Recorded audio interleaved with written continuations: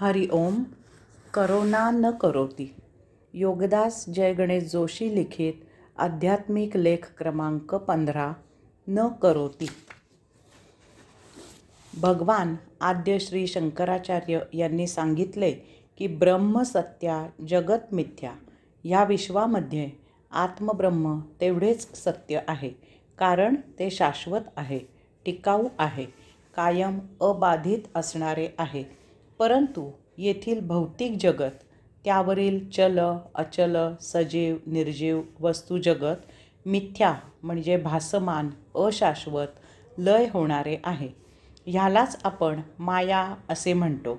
या मायावी भासमान लय होणाऱ्या वस्तू जगताला घाबरण्याचे काहीच कारण नाही. ते असूनही नसल्यासारखेच आहे.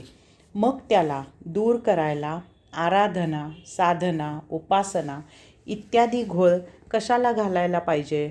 पूजा अर्चा, विधी, सोपस्कार, मंत्र, तंत्र इत्यादी कशाला पाहिजेत? पुरोहित कशाला हवा आहे? हे सारे बुजगावणे आहे.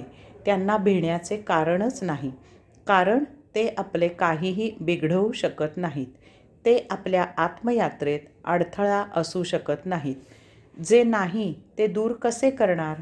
ज्या जागी पाणीच नाही त्या जागेवरून जाताना वस्त्र भिजेल म्हणून वर उचलून घ्यायचे काहीही प्रयोजन नाही. सगळाच पांडवांच्या मयसभेसारखा आभास आहे. वस्तू जगत, देहादी इंद्रिये, उपभोग असे सर्व मिथ्या आहे, आभास आहे, असूनही नसल्यासारखेच आहे. अशांना नियंत्रित करून बाजूला करायला कसल्या काही कृतीची गरज नाही. ती दूरच आहेत. आपण त्यांच्या आभासामधून सरळ अंशात्म्याकडे झेपावायचे आहे. न करोति, काहीही न करता. आध्यात्मिक लेख क्रमांक 16. न करोति. माझ्या अंशात्मक रूपाने तुला पृथ्वीवर 84 लक्ष इतके विविध देह धारण करायला लावून मी अनेक प्रकारे या सृष्टीची स्वलीला अवलोकन केली. पक्ष्यांच्या माध्यमामधून मी प्रतिहंगाम संपूर्ण पृथ्वी अवलोकन करत असतो. अन्य जीवांच्या माध्यमामधून त्या त्या प्रदेशी अवलोकन करत असतो. तसेच प्रत्येक जीव भिन्न स्वभावाचा असल्यामुळे यातही आणखी वैविध्य अवलोकन करायला मिळते. परंतु माझ्याच वैश्विक नियमाप्रमाणे प्रत्येक गोष्टीला शेवट हा असतोच.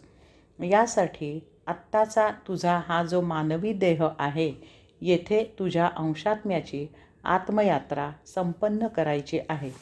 ह्यासाठी एकांतात प्रशांत मौन राहून स्वस्वरूपावस्था प्राप्त कर आणि मुक्त सायुज्यमुक्त हो. हे असे न केल्यास ते माझ्या इच्छेविरुद्ध आचरण असून ती आत्महत्या आहे.